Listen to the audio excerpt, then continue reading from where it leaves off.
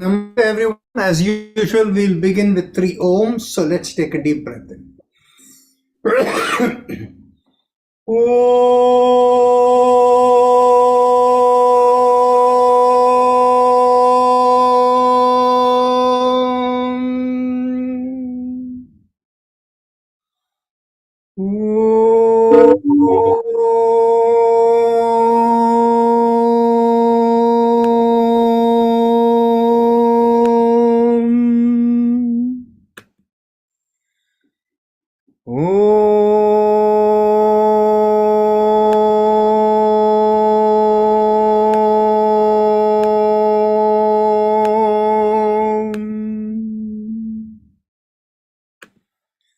Our usual disclaimer: when you attend this session, you do so with the understanding you're responsible for your own well-being.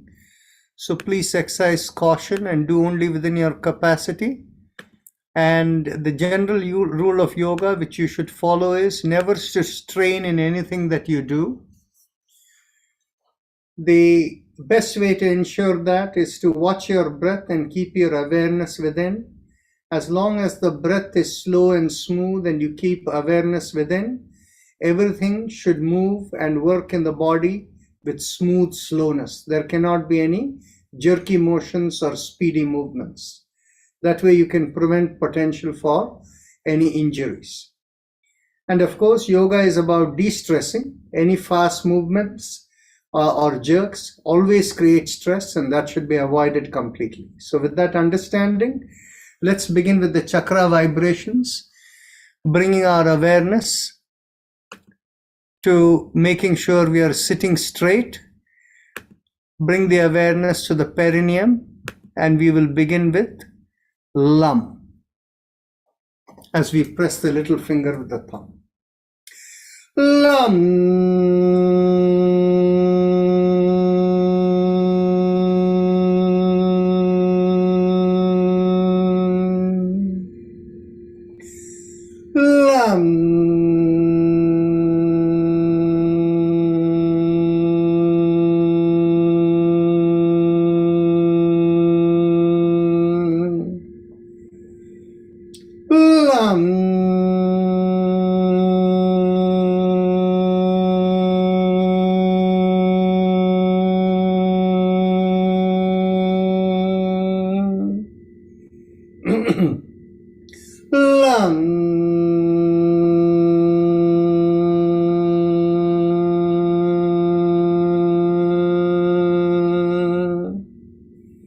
Release the fingers, continue.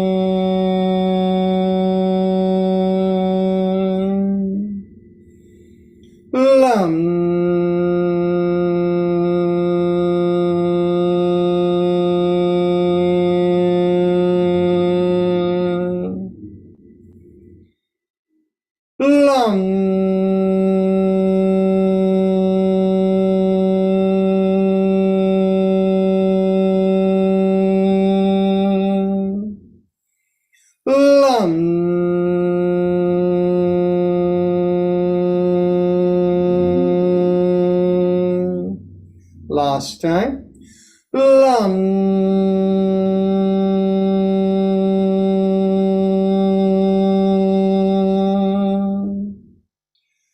Bring your awareness an inch or so above the perineum, behind the pubic area, and as we squeeze in there, from front to back, we do Vam, pressing on the ring finger with the thumb.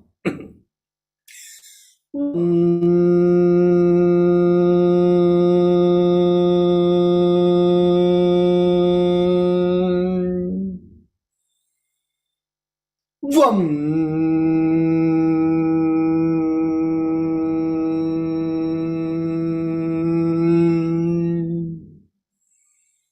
Vam.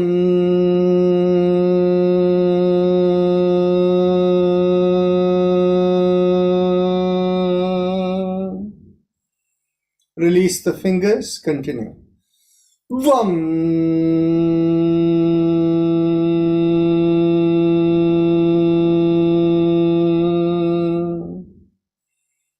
Vam.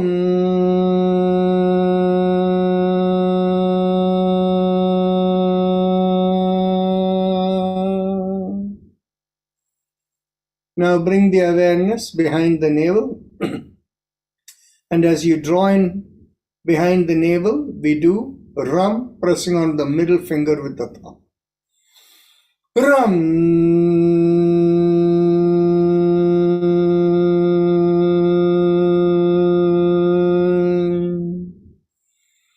Ram.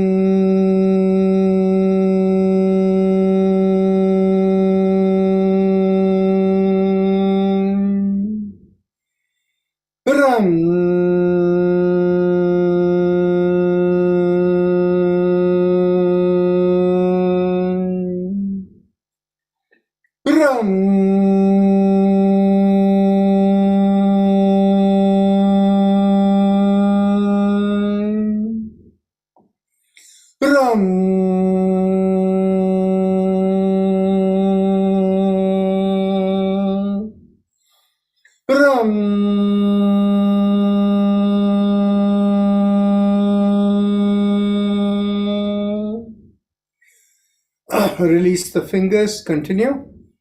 Ram.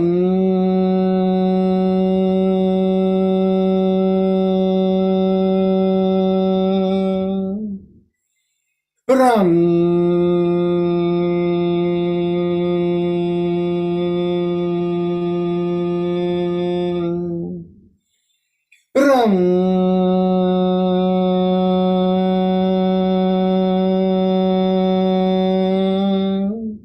Last time.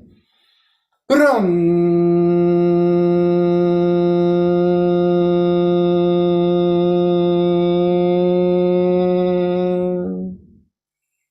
Bring the awareness to the middle of the chest, in between the breasts, and here we do Yam, pressing on the index finger with the thumb. Yam.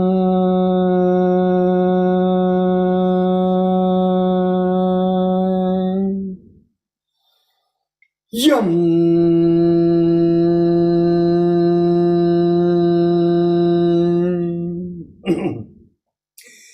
Yum.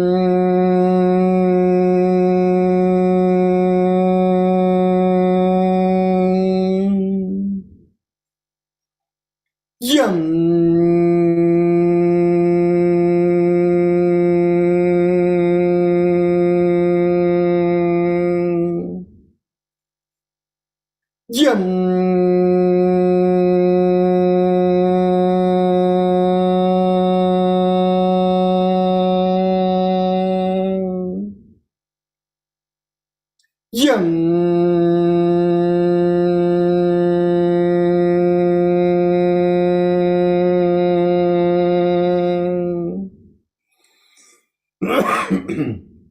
Now, release the hands and continue.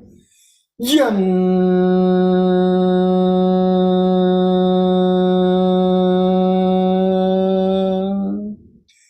Bring the awareness to the throat, and here we do hum. Thumbs up, loose fist.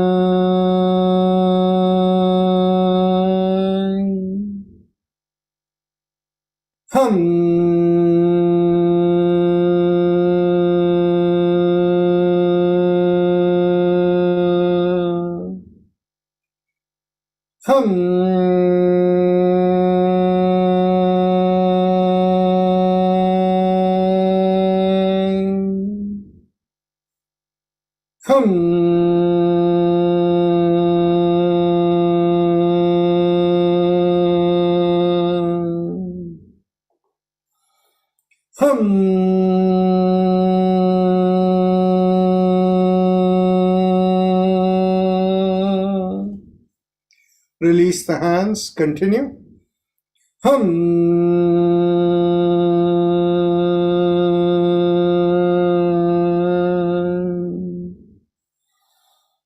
Hum.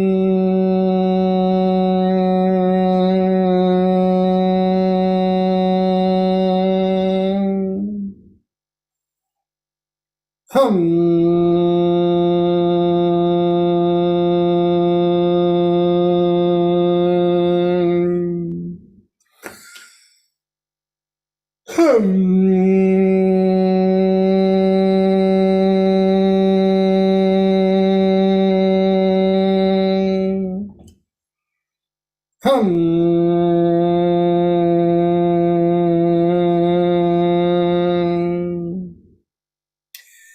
Bring the awareness to the middle of the head, and there we do shum, thumbs up, loose fist. Chum.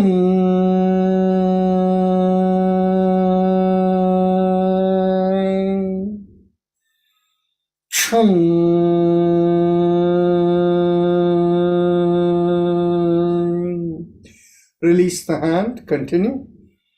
Chum.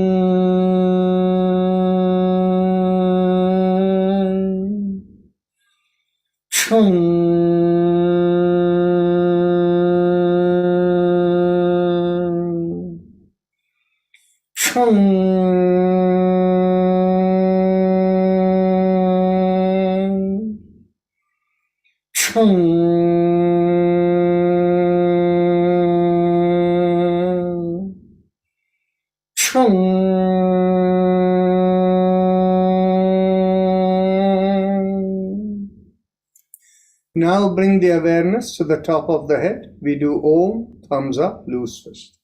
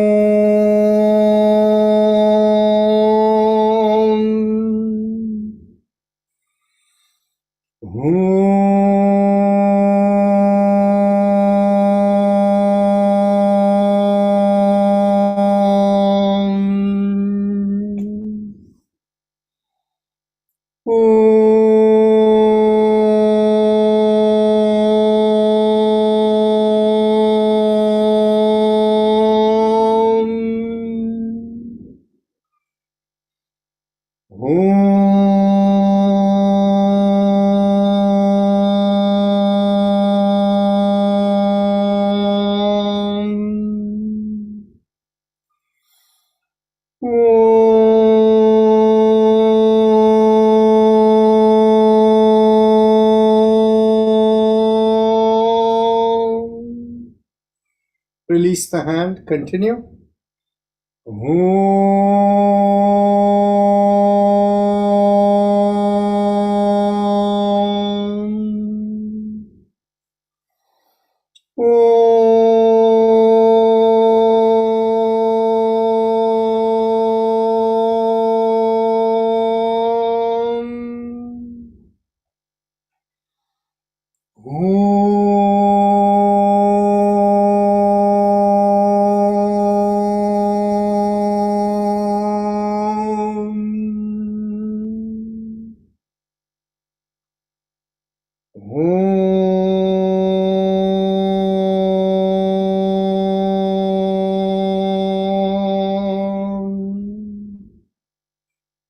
Now let's go on to the Ujjayi Pranayama, the happy face breathing. Those of you who know it, please proceed. And keep the palms open, thumbs up. The rest of you, if you need instructions, bring your awareness to the bottommost part of the mouth that connects into the throat. Focusing there, make a big smile with the cheeks coming out. And when you do that, you will observe a slight stretch in the bottommost part of the mouth. Keep the focus on that stretch and inhale and exhale in slow, deep breaths. As you inhale, feel a mild sucking sensation. And as you exhale, feel like a reverse sucking sensation. Continue.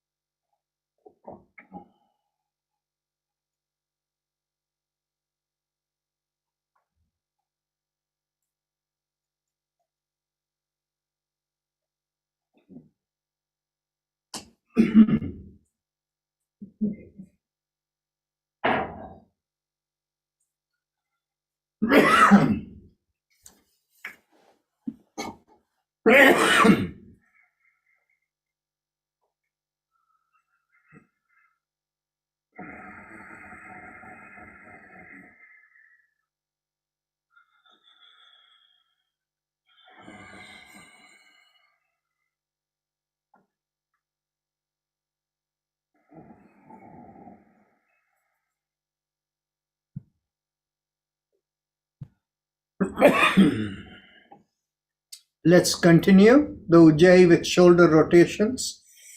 Inhale, lift up the shoulders. Exhale, rotate it back and bring it down. And continue.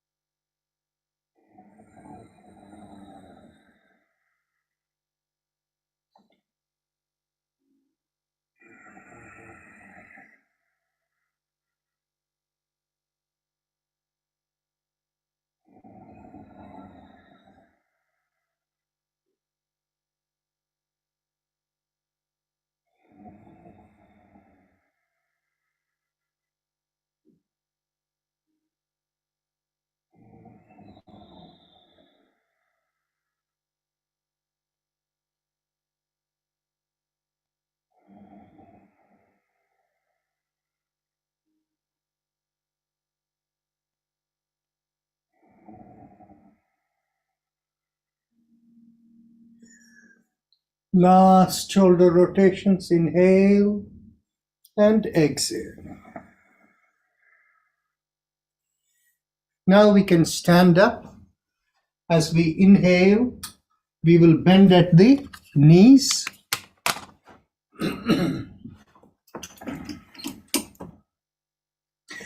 Those of you who don't have good balance, you can hold the chair.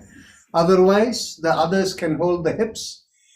Inhale and exhale in Ujjayi.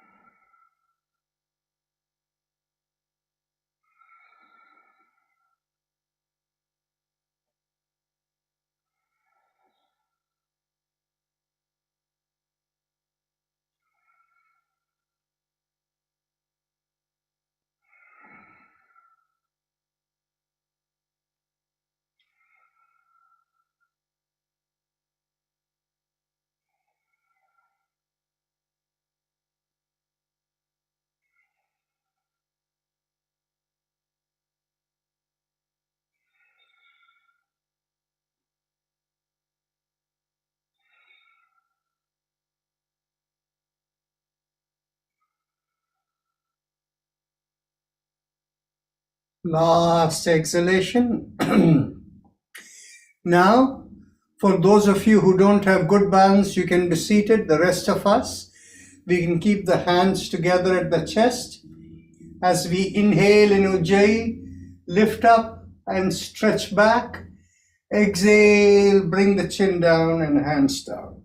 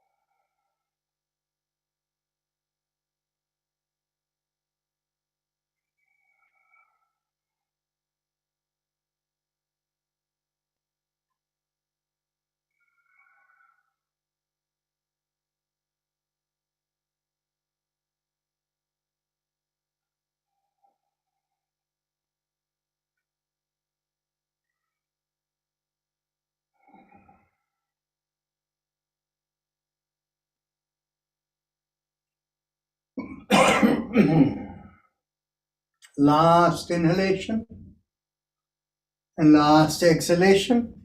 Now we'll continue with the Ujjayi. Fist into the chest, chin down. Inhale, open out the palms perpendicular to the forearm. Stretch out and look up. Exhale, bring the chin into the chest.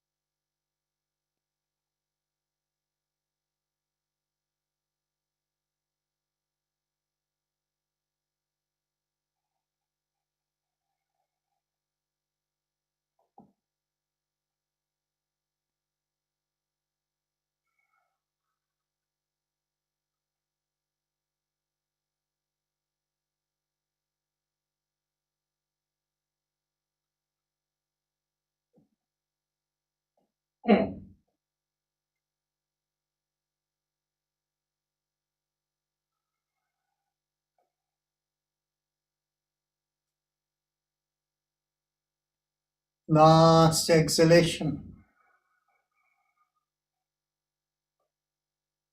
Now we can sit down and we go on to the neck exercises.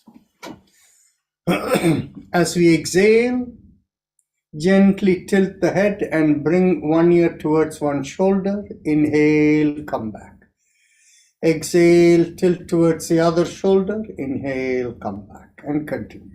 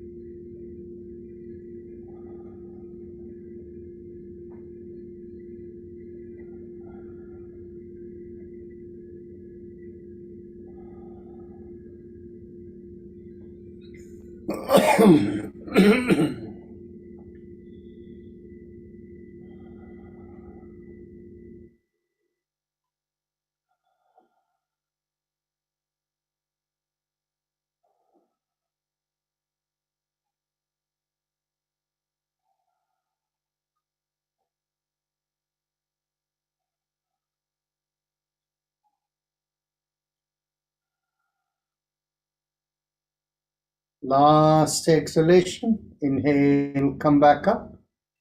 Now we do the twist of the neck and the spine to the right, left, and back with the sound ah, and chin down to the chest with the sound ma. First round, we will do 3 times in each direction. To the right, turn as you exhale. Ah. We do ah as we do that.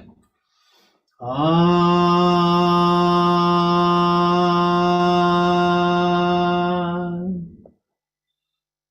Ah.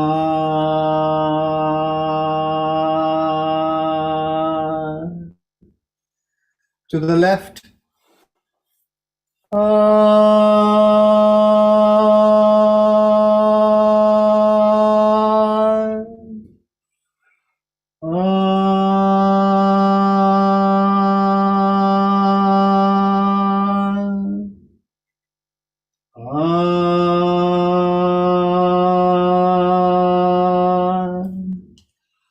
To the back.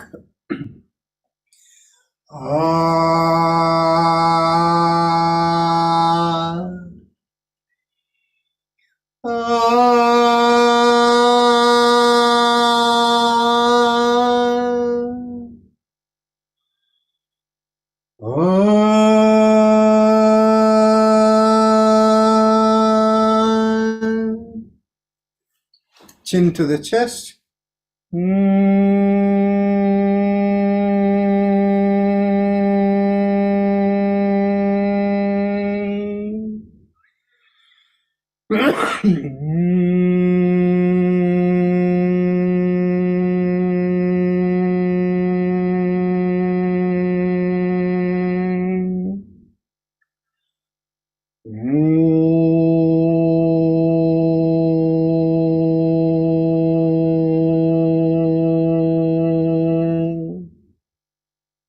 Second round, we do twice in each direction. To the right.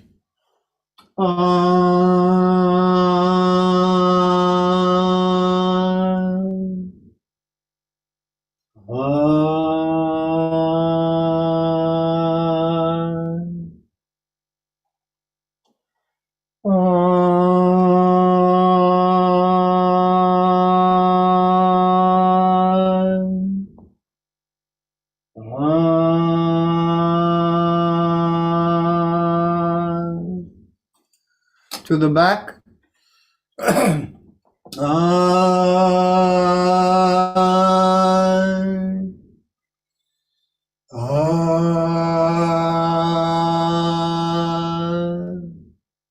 Chin to the chest.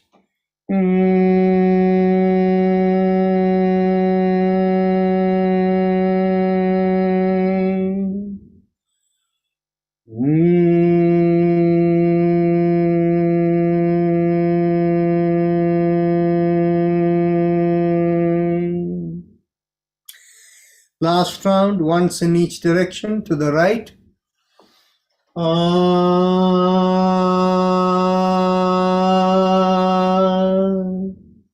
To the left.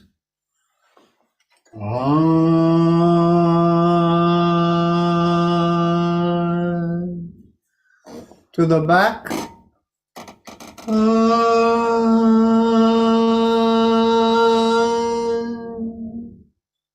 Chin to the chest.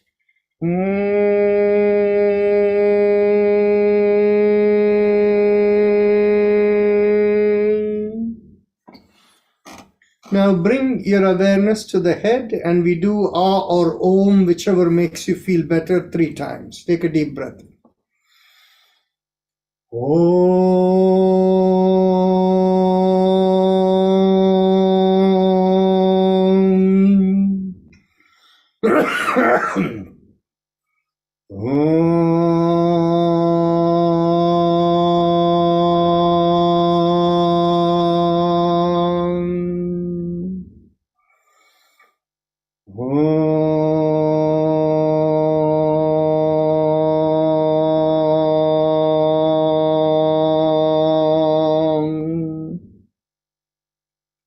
Now we go 360 degrees around the neck, starting with chin at the chest. Inhale half a circle and exhale, complete the circle and continue.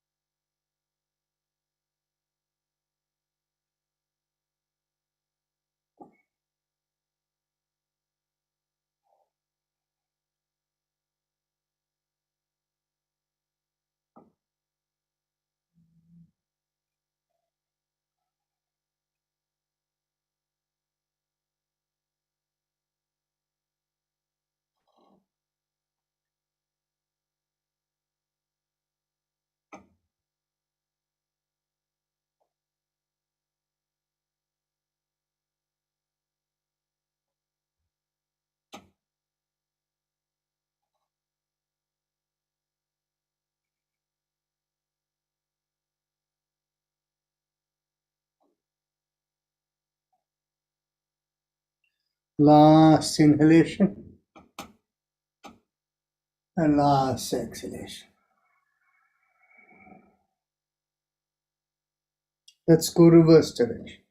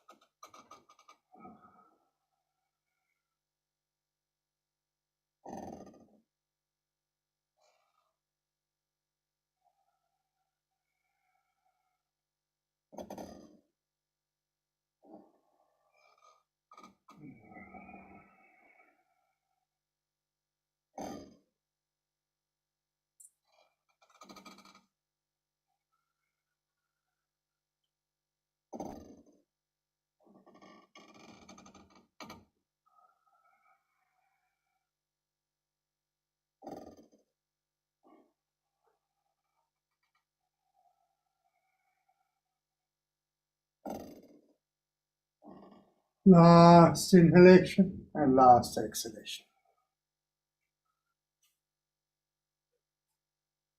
Now, stretch out the hands in front of you. Inhale, lift up the palms and stretch out the fingers as wide as possible. Exhale, thumbs into the palm and a downward facing fist. So continue. Inhale, up and stretch. Exhale, fist and down. Continue.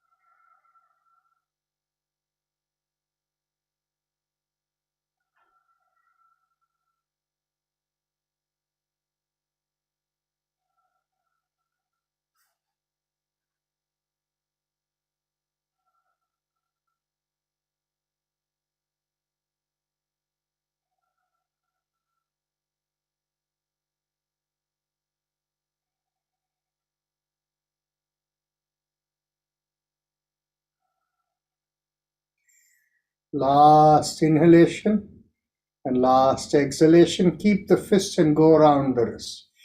Inhale half a circle and exhale, complete the circle. Continue.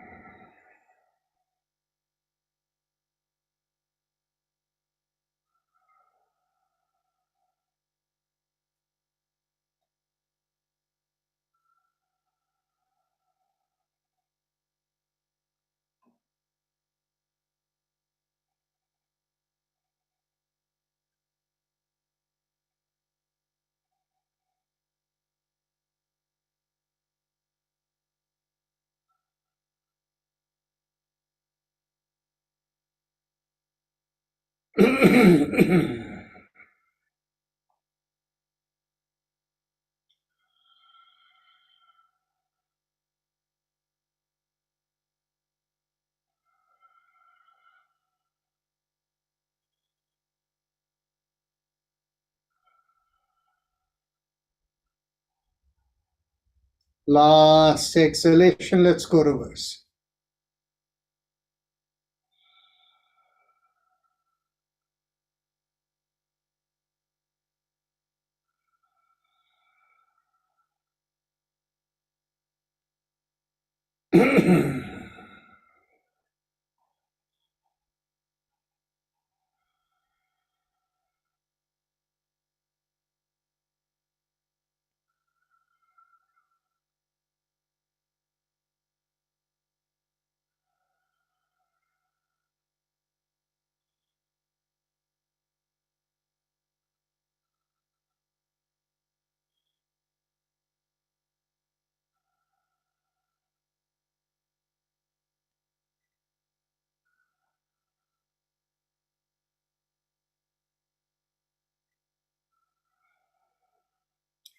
Last inhalation, elbows in line with the shoulders, fist below the chin. Inhale, go around the wrist, opening out the palms, and exhale, fist and bring it in again, and continue.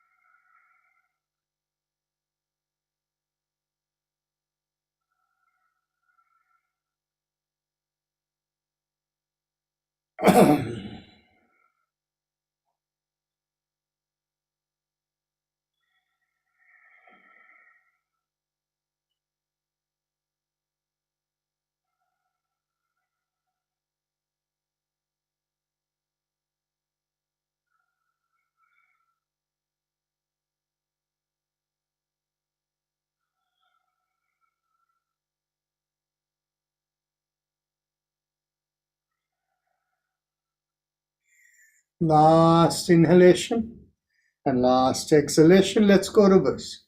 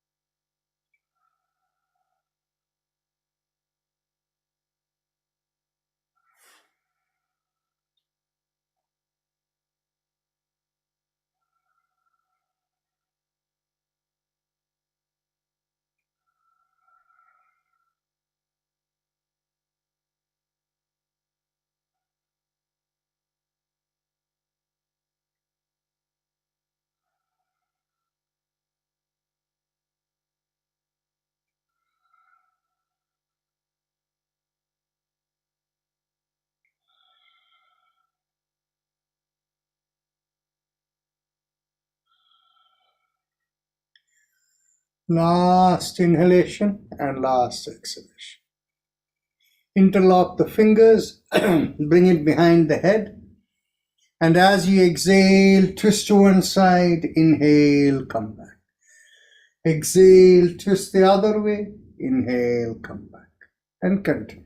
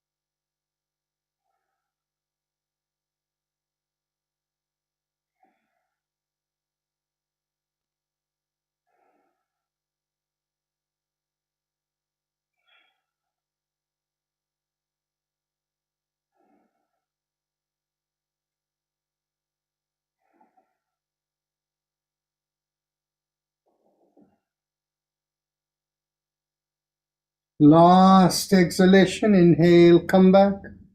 Get hold of the elbows behind the head. As you exhale, pull on one elbow, inhale, come back up. Exhale, pull on the other elbow, inhale, come back up, and continue.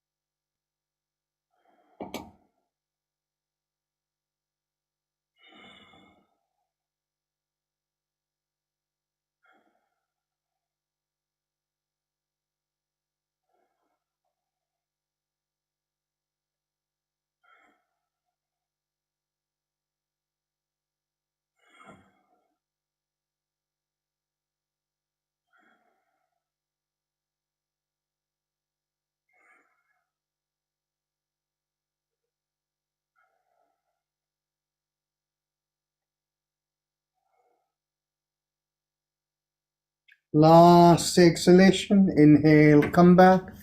Bring the hands behind the hips, behind the back, and get hold of the elbows. Take a deep breath in. Pull back the shoulders, expand the chest, and as you exhale, twist to one side. Inhale, come back. Exhale, twist the other way. Inhale, come back. And continue.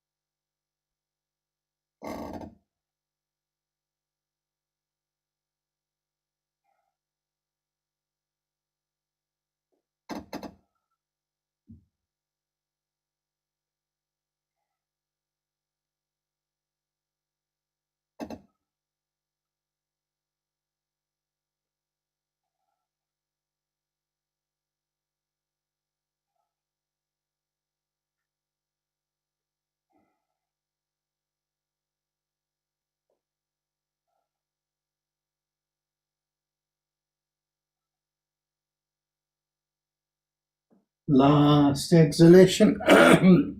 Inhale, come back.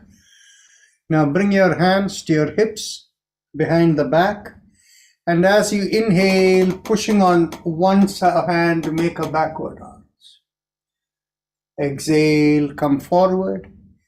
Inhale, push on the other hand and make a backward arch. And exhale, come forward. And continue.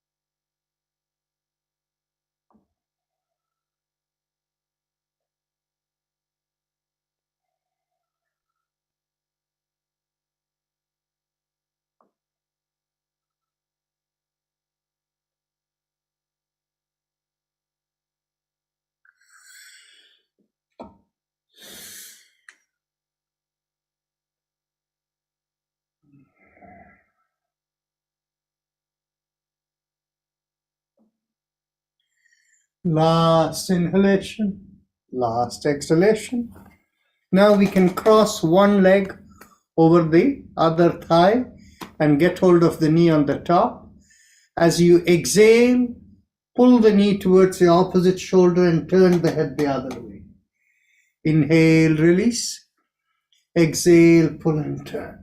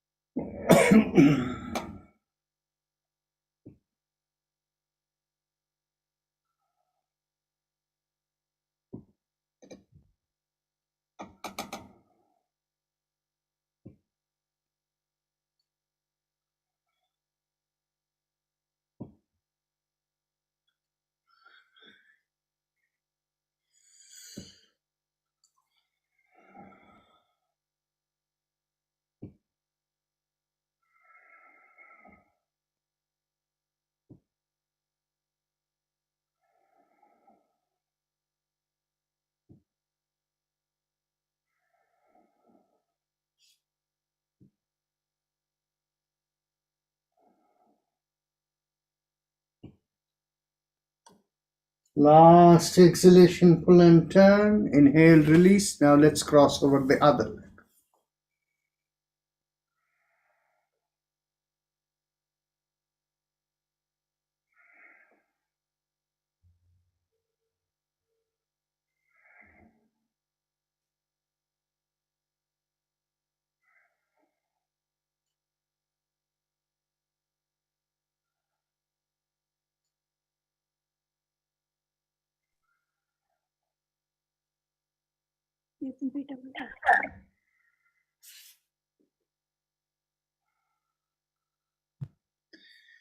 So somebody said something?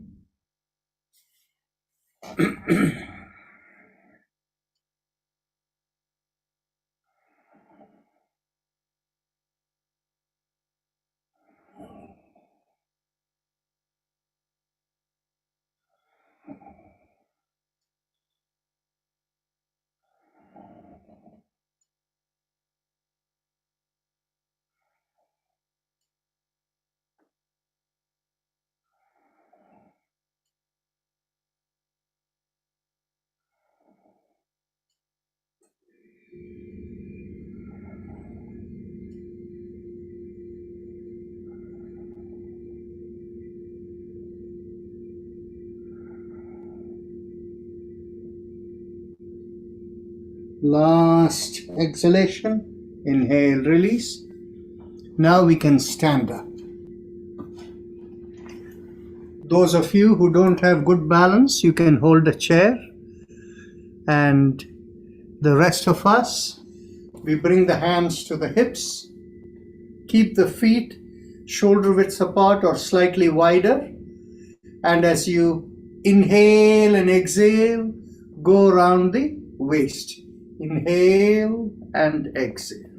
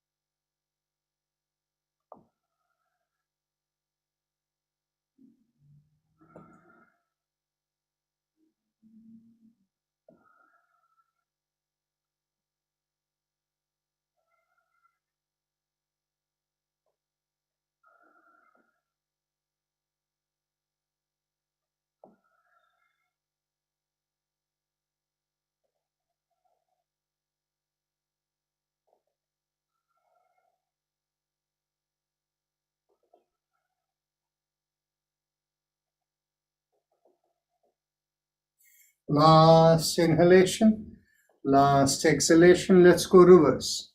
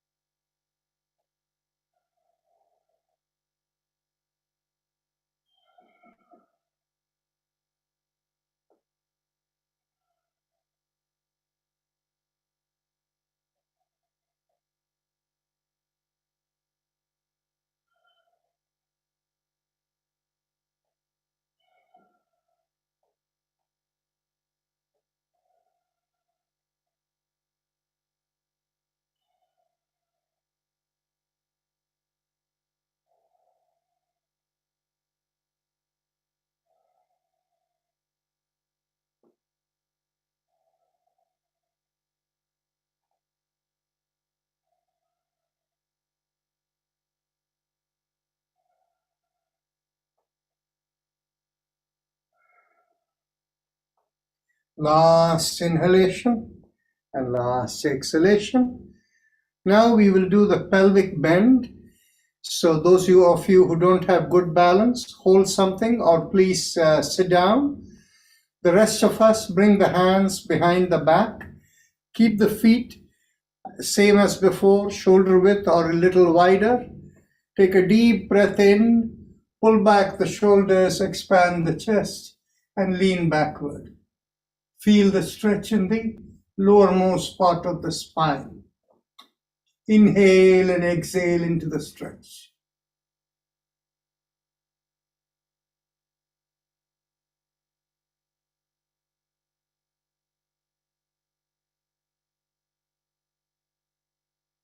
Take another deep breath in, and as you exhale, slowly come up.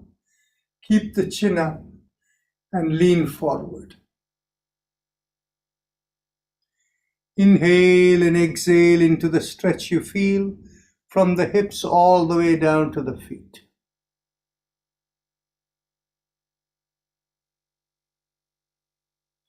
Make sure the back does not bend, chin must be up and shoulder pulled back.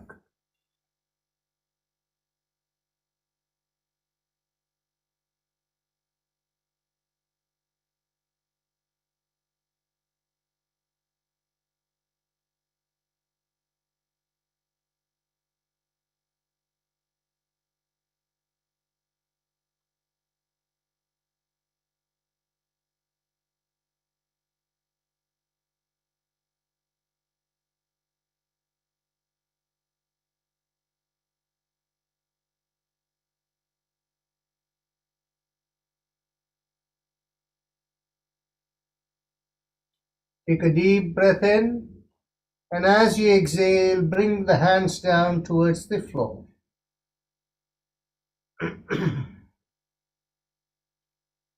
Take another deep breath in. And as you exhale, twist to the left. Get hold of the left foot, or you can stretch even further beyond. Inhale and exhale into the stretch you feel, and feel the weight on the left leg more than the right.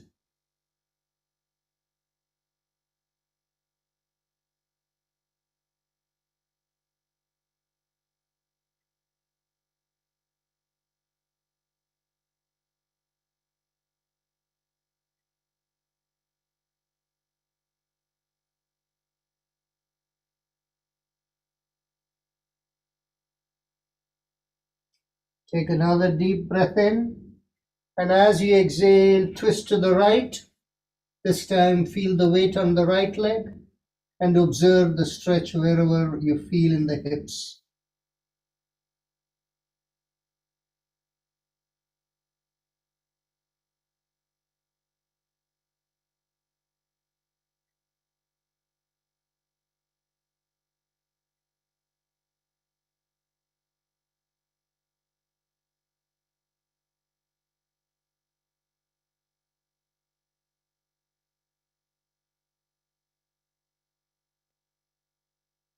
Take another deep breath in, and as you exhale, come to the middle. Take another deep breath in, and as you exhale, drop your head, and as you inhale, come up and take your seat. We will do the alternate nostril breathing, beginning inhalation from the left nostril, exhale to the right, inhale to the right, and exhale to the left. We'll do 3 cycles and then go on to Bhastrika.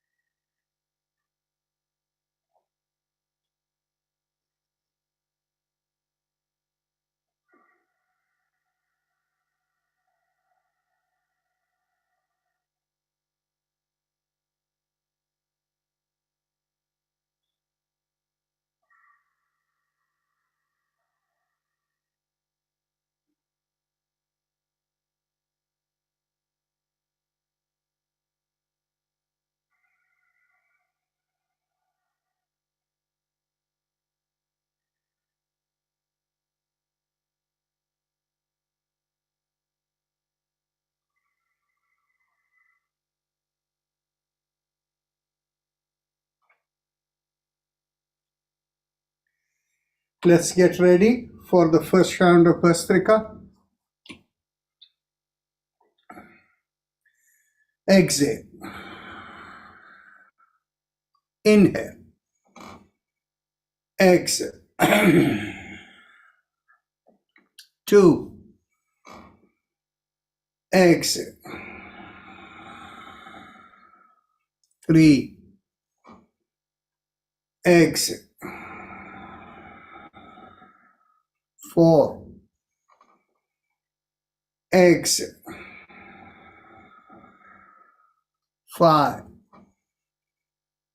Exhale. 6. Exhale. 7. Exhale. 8. Exhale. 9. Exhale. 10. Exhale. 11. Exhale. 12. Exhale. 30. Exhale. 40. Exhale. 50. Exhale. 60. Exit. 70. Exit. 80. Exit. 90. Exit. 20. Exit.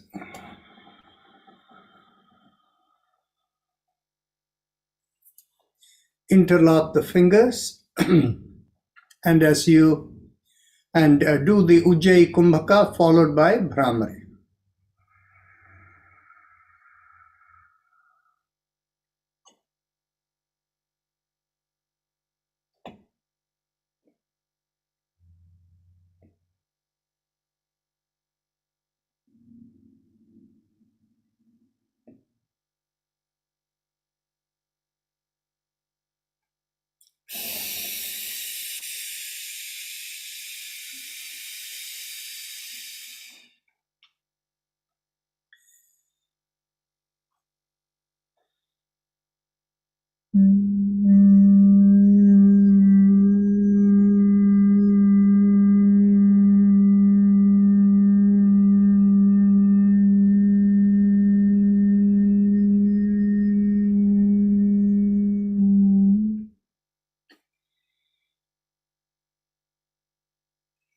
Let's go on to the second round of Bhastrika. Get ready.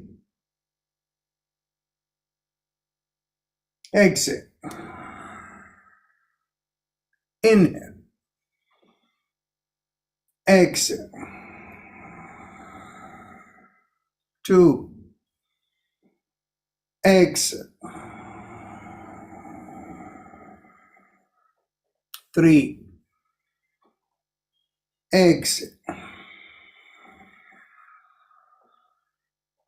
4. Exhale. 6. Exhale. 7. Exhale. 8. Exhale. 9. Exhale. 10. Exhale. 11. Exhale. 12. Exhale. 30. Exhale. 40. Exhale. 50. Exhale. 70. Exhale. 80. Exhale. 90. Exhale. 20. Exhale. Ujjayi Kumbhaka followed by Bhramari.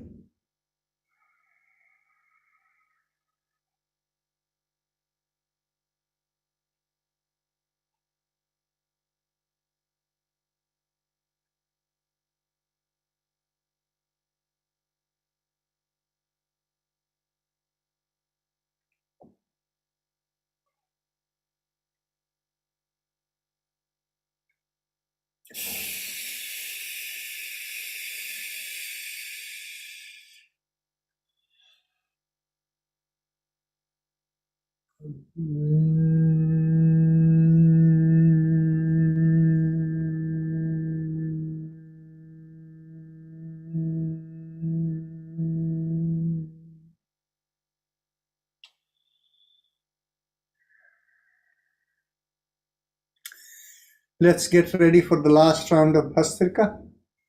Exhale. Inhale. Exhale. 2. Exhale. 3. Exhale. 4.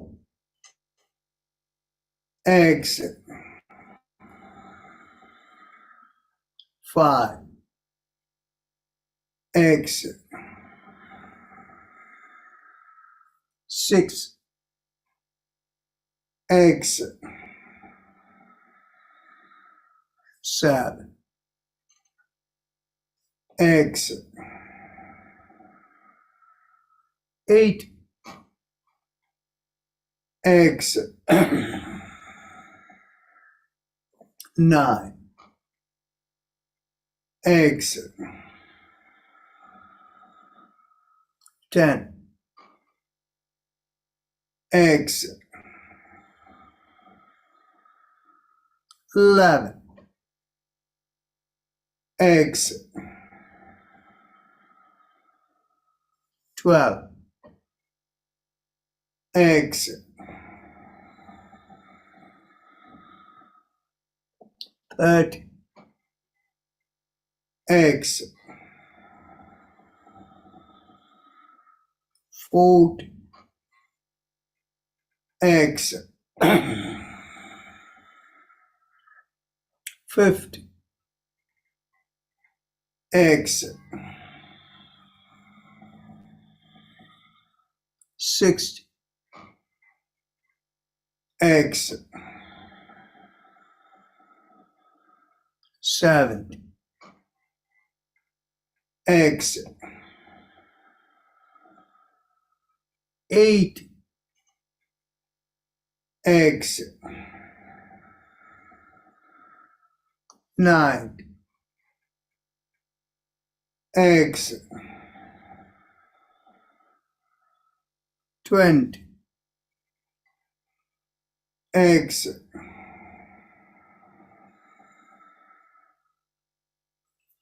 Interlock the fingers and we do Ujjayi Kumbhaka followed by Bhramari.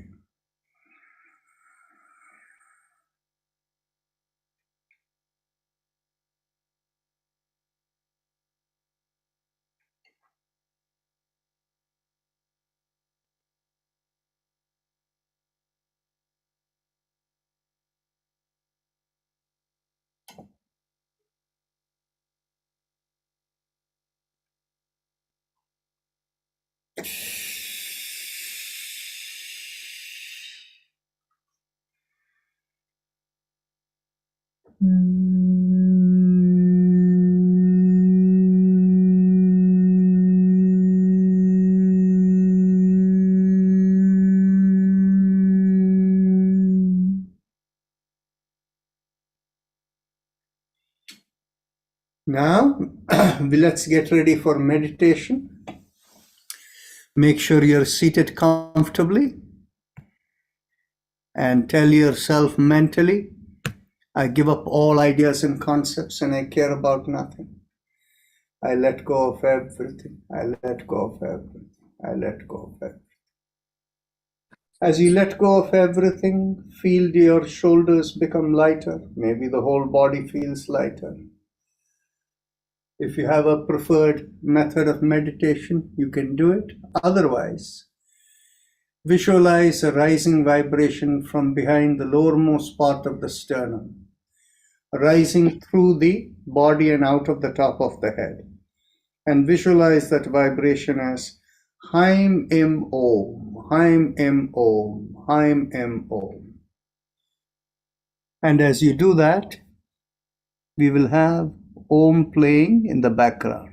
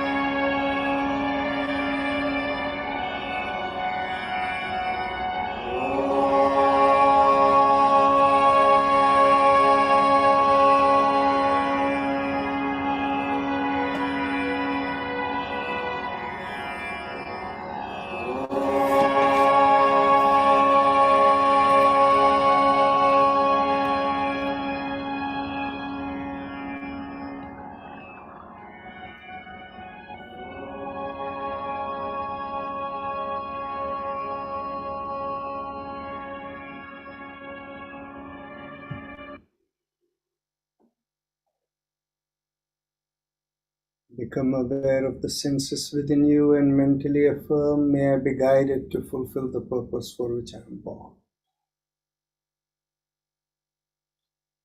Visualize a downflow from far above coming into you. And become aware of the senses from the top of the head all the way down to the bottom of the feet.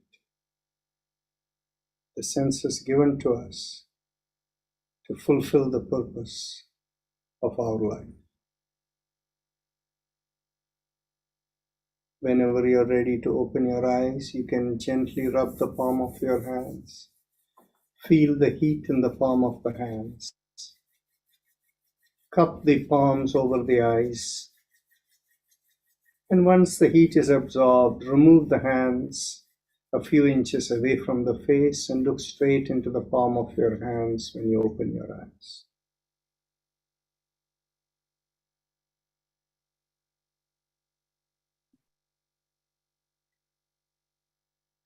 Have that integrated feeling within. And now we are open for any questions that anybody may have. So feel free to ask.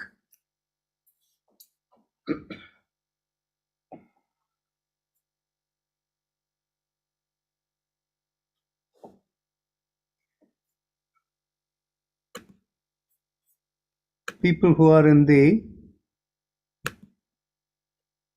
attendee list, I've promoted you, and you can also ask if you wish.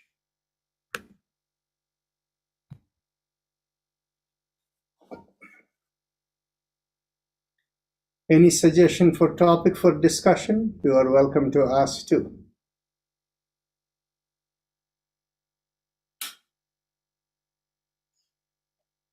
Go ahead. I'm doing a report on called the reticular activation system, and I know I asked you about this before, but it has a lot to do with circadian rhythm and things like that. And I came across something this week that I started noticing, and it had to do with like 90-minute, like our cycle resets every 90 minutes, or is there something like that you're familiar with about like our closeness to intuition, anything like that in that 90-minute thing? Like it happens while we're sleeping, of course, but I'm discovering it happens while we're awake. Does that resonate with you at all? No. The thing is, there is an Ayurvedic concept of the daily rhythm that changes every 4 hours. Okay? So I wouldn't be able to give you a sense of what you're asking. Okay. If anybody else has any suggestions, you're welcome to speak up. Thank you. I have a question. Yes. If you can explain a little bit in detail how pranayama, all these like breathing practices we do, helps in like cellular respiration, or how like internally it impacts in a positive way in our pranic body or energy body.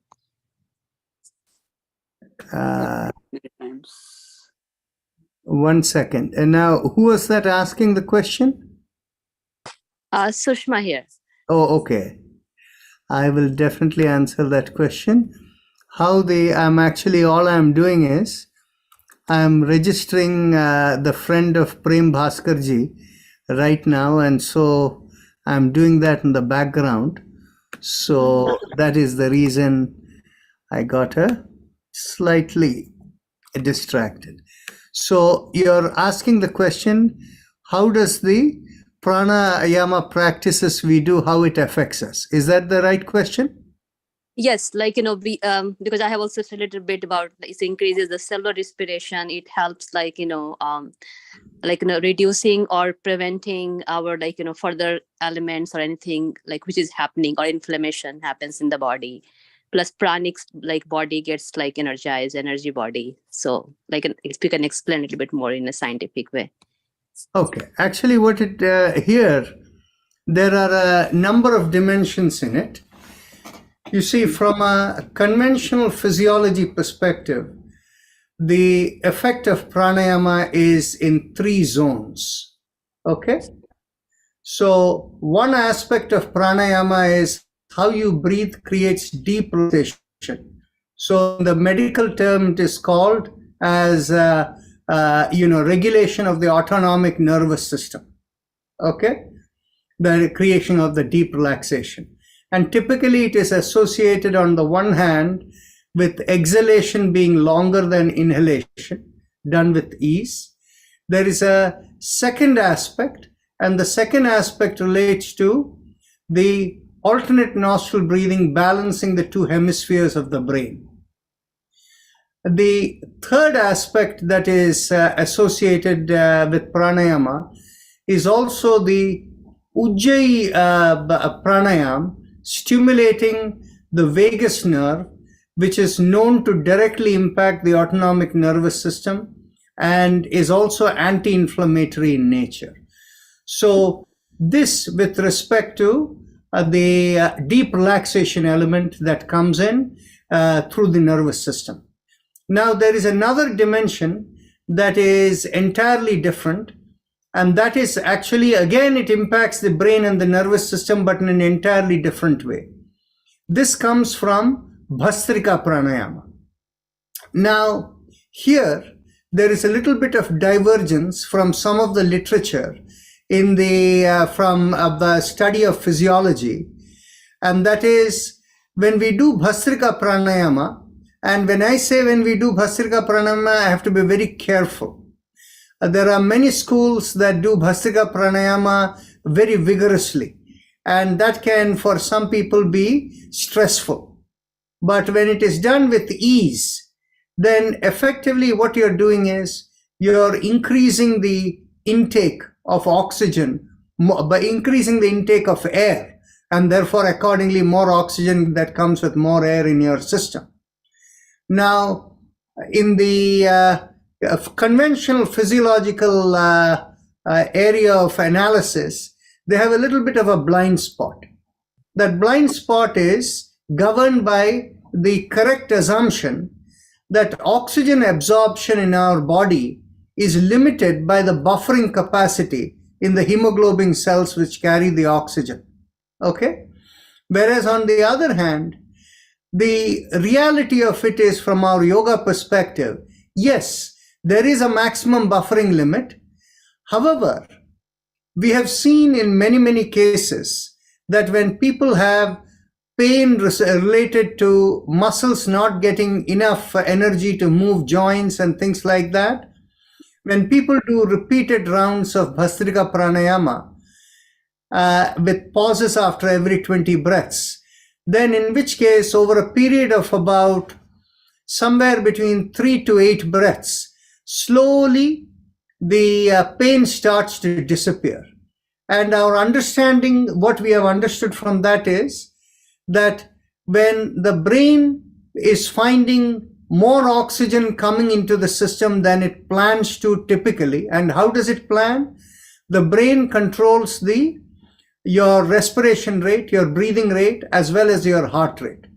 So the breathing rate determines how much air is going into you, and the heart rate is determining how much the heart is going to pump. And the heart, as you know, pumps on 2 sides. On one side, it pumps into the lungs, which means that also impacts the capacity to absorb the oxygen from the air it has taken in. And the other side, it circulates in the whole body. And so how much of oxygen it is able to distribute. So what we think is, and from what we have observed, that the increased oxygenation does happen, and it results in available energy in places of the body where there may be stiffness or pain. As a result, it loosens the muscle. So one, as you can understand, the direct impact of relaxation through the autonomic nervous system and the central nervous system and the brain. And the second is the oxygenation process, which also eventually works through the brain to release the oxygen and work on the circulation system. So this, I would say, are the key dimensions of how we use pranayama here. But there is also another dimension in pranayama that we don't do over here. That relates to certain pranayama exercises that are done by inhalation through the mouth and exhalation through the nostril. Some studies have shown when people inhale through the mouth, a larger proportion of the air goes into the GI tract. And as a result of which it has certain impact of, reducing the acidity in the GI tract and things like that. So that is the basis of cooling breath like Shitali, Shitkari and things like that. So these, I think, are the various dimensions of the pranayama, the 4 or 5 different dimensions that I mentioned over here. Anybody would like to add something, or is there a follow-up question? I have one follow-up question. Sorry. Okay. Okay. Is it true that too much oxygen in the body is kind of toxic, or at what level we need to just stop that? See, what happens is the body's capacity to observe to take in oxygen is limited. Okay. Now, what happens is how is it limited? To the extent the hemoglobin cells can hold the oxygen and carry it around the body to get it utilized. So if the intake of oxygen can never be beyond the buffering capacity and the utilization capacity in the body has an automatic way of taking care of it. The automatic way of taking care of it is if you try to continuously breathe instead of letting the brain control the natural breathing that is happening within you, then in which case eventually people will pass out. And that is a condition called respiratory alkalosis. So physiologically how that is explained is as follows. When every time the body's pH level, that is the acid alkaline balance in the body, is actually regulated at around 7.4 with a band from 7.35 to 7.45. The reason for that is the body system is based upon ionic exchange in the system, namely how much the temperature is held and what the acid alkaline balance is in the fluids of the body, the blood and all of that. And that is a very important component of the functioning of the body. So every time there is more oxygen in the system, it makes the blood more alkaline because of the hydroxyl group. Every time there is more carbon dioxide in the system, it makes it more acidic because of the carbolic acid that forms from it, right? So the acid alkaline balance needs to be maintained, but you don't have to worry about whether you're going to get toxicity or not, because if you do something stupid to increase a breathe like that, you'll simply pass out and faint. Of course, fainting is okay if you faint in your, soft sofa or your bed. But if you're in another place where you faint and you fall and get injury, that's a very bad idea. So that is how you can understand, what the impact of excessive, breathing and all of that. There is still another dimension to the breathing aspect. The other dimension to the breathing aspect is how the body becomes more resilient as you allow the body to work around higher levels, keeping higher level of oxygen in the system and lower level of oxygen in the system. Higher level of oxygen is called lower level of oxygen is called hypoxia, and higher level of carbon dioxide in the body, which is the reverse of it, is called hypercapnia.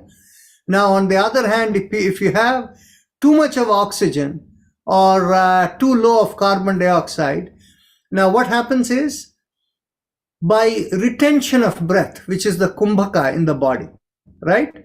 You can actually create a resilience in the body to go and manage with slightly higher level of oxygen or lower level of oxygen, and accordingly higher level of carbon dioxide or lower level of carbon dioxide. And this can create inherent resilience in the body, and it has been shown to have some impact in stem cells, in stem cell production. Now, this is something that has to be approached with extreme caution, because what happens is, if people try to do too much of this obviously holding, once you hold breath, if people hold it in a forced way, that can create tension in the system that can really have negative impact from a nadi perspective of yoga, and people can develop unwanted results as a result of it. Like, for example, people can lose their hearing. It can affect their digestive system. It can affect their heart rate. It can affect the electrophysiology of the heart. So we certainly don't want to do it.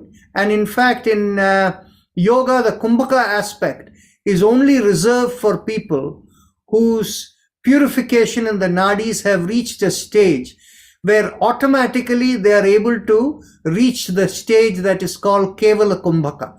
Before the Kevala Kumbhaka, people, it is not considered safe to do, holding of breaths in a way that is very significant. Okay, so everybody here knows what is Kevala Kumbhaka? No. Some of you may have experienced it, some of you here. That is, what happens is, after you do the Bhastrika Pranayama, when you have stopped over there, you may have experienced a state of complete calmness where you don't see yourself breathing at all. It is like the breath has stopped completely. The breath stopping completely, where you're neither inhaling nor exhaling for a period of like a few minutes, like maybe 3-4 minutes. That state is called Kevala Kumbhaka.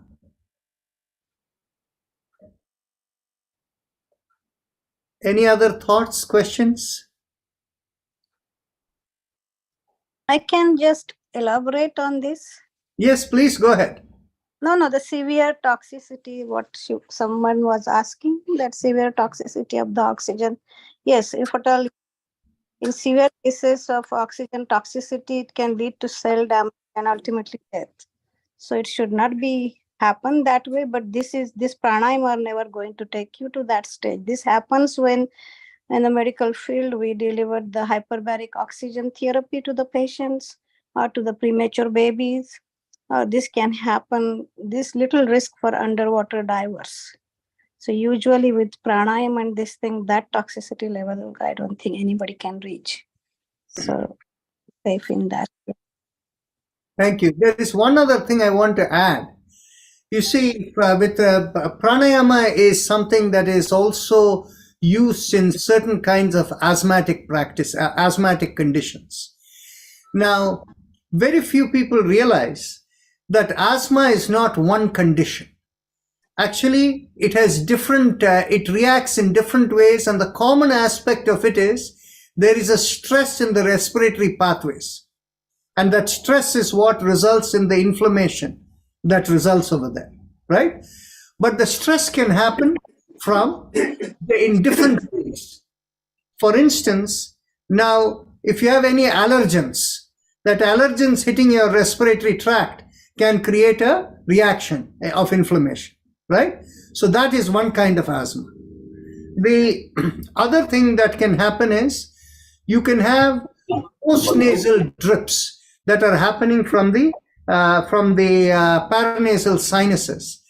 And that can result going down because there is some level of infection there or something.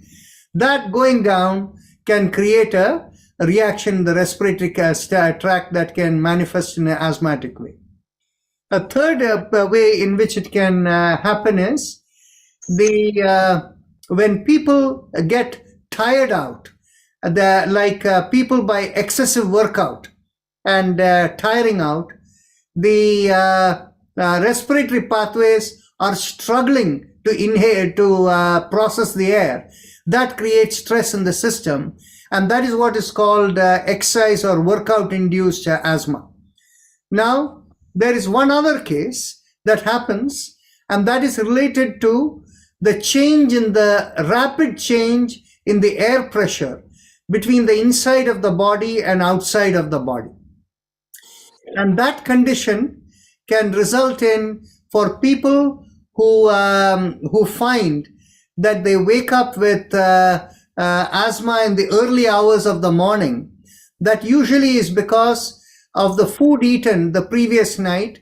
The gases developed in the stomach changes the air pressure inside relative to outside, and that creates stress in the respiratory airways and respiratory pathways, and that induces the inflammation causing the asthma. Now, this is manifested in multiple ways. When people go from strong cold air to strong warm hot air, that changes in that has the same kind of effect. And such people whose the air pressure changes between inside and outside cause the stress in the respiratory pathways, for such people, if there is an approaching storm, that can do that. These days we hear about the bomb cyclones, the sudden drop in temperature, pressure and things. So that kind of thing can induce asthma for such people. So what happens is, for this last case, where the air pressure change induces asthma, the practice of Bahya Kumbhaka is a good training method for you to develop resilience within the system, so that the system develops the ability to feel the difference in pressure inside and outside and not react to it in an inflammatory way. So you can see the different ways in which the pranayama elements can be used, right? Yes, go ahead. Yes, Dr. Rajan, I have a question. Okay. Okay, now namaste, first of all, as you know, I'm just only few months with you. I used to follow you a little bit on YouTube, and Dr. Rakesh, as you know, Abhi, and Dr. Rajendra Gandhi. I used to live in New Jersey. From Arya Samaj, I came to know about you, and now I live in Rhode Island, with my daughter. So my question to you is, you see, like Ujjayi pranayam, or which pranayam is the best for healing your nerve issue? Which I have my dad created a nerve problem in my mouth, something he damaged, and my lip, sometimes they burn if I'm not eating any spicy food or anything like that, but still, so what is the best pranayam which helps in healing the nerve issues? See, I cannot answer that question with any degree of certainty. Okay. But now what happens is, in general, if you want to stimulate the nerve, Ujjayi pranayama is a very good practice. But what it will do is, it will reduce inflammation wherever the nerve has been affected because of inflammation. Okay. Now, okay.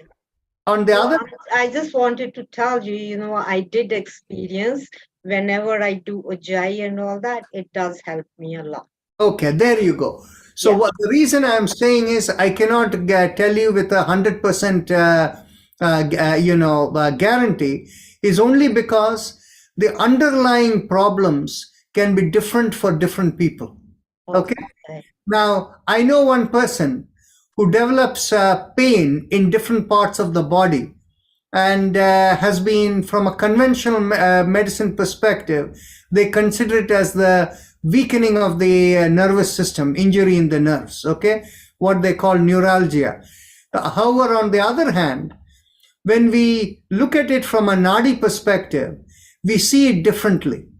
We see actually the reason for that problem is, this person had a prolonged history of asthma, as well as the person has had many stents in the heart and is a person who is hypertensive, and the heart muscles are not strong enough, and coronary artery disease and all of that. So what we see from a nadi perspective is, that the blood perfusion in the brain as well as different parts of the body has become limited. And because of the blood perfusion, the pain is being caused. And of course, the nerve is the one that is the intermediary that results in the pain. But the root cause happens to be the atherosclerosis, that is the narrowing of the arteries, right? So under these circumstances, when people look in terms of correcting the nerves is not going to do anything for this person. The only way in which something can be done is if one can increase the blood perfusion, right? So that is why in all these situations, singular elements that are pointed out are not, in many cases, they are not typically the right root cause of why things happen. I know, but what happens, like touch wood, otherwise I'm very healthy. My blood report, everything is just fine. There is no issues. This is the big or the main issue with me. And the Ujjayi Pranayam definitely helps me a lot. Or Pranayam doing or Bhastrika and all that, they do help me. So I just thought, let me tell you. Yes. If the pranayam exercises are helping you, please carry on. And is there any kind of mantra when you say focus on your lungs and do the I'm, that also helps. That helps me. Yeah, actually the mantra Haim Yes. is related to the spine and the chest area. Okay. Oh, okay. So since it's related to the chest area and the spine, it may have some impact related to the central nervous system and the brain. See, the key part is that when we do our measured yoga therapy, we do what is called pre-post reading. So that is the only way we can confirm whether something is good for your specific problem or not. What reading it showed before and immediately after doing the practice, how it changes, right? Yeah, maybe one day, like right now you're very busy. Once you settle down, once you come back from California, then, I'll let you know how to send you my sample of hair or something like that, because I live in Rhode Island and there is nothing nearby, something like that. So other than that, I'm just saying, God, really, I'm healthy. I have no other blood issues or diabetes or thyroid or anything like that, but so you can consider, if you would like, to join our retreat, the 8-day retreat that we have in Florida. Yeah, you see, I live in Rhode Island, so for me, going to Florida myself will be, I moved here like 6-7 months ago. So I'm still trying to settle down in Rhode Island right now. Yeah, I used to go to Florida every winter. We used to spend 3 months over there. But right now, not this year. Okay. But I will. Thank you very much, Dr. Rajan. Yeah. I try to attend all your program online. Otherwise, I was attending it on YouTube. Yeah, I think Dr. Malti Poddar has a question, and we'll keep that as the last question and we'll end. Yeah, I think maybe we can discuss next time, Dr. Rajan, next Sunday. The reason is I wanted to know about the dreams, Why does it cannot answer that question. Huh? I cannot answer that question. No? No, because what it is there are various hypotheses about dreams. And unless there is some kind of serious validation, I don't want to put my foot into something where there is too many loose thoughts over there. Okay. Okay? All right. Thank you so much. Namaste. Thank you. Namaste. Thank you very much. Thank you. Very nice. Dr. Rajan, can I talk to you later on? I had one significant problem with one of my friends. He is going through a lot of, I think, emotional distress. I don't know. So why don't we talk on the phone? Yeah. What is the best time to Oh. call you? After about half an hour or 1 hour. And On your- I see Miss Deepa Advani over here. We received your registration, all of that and the check and all of that.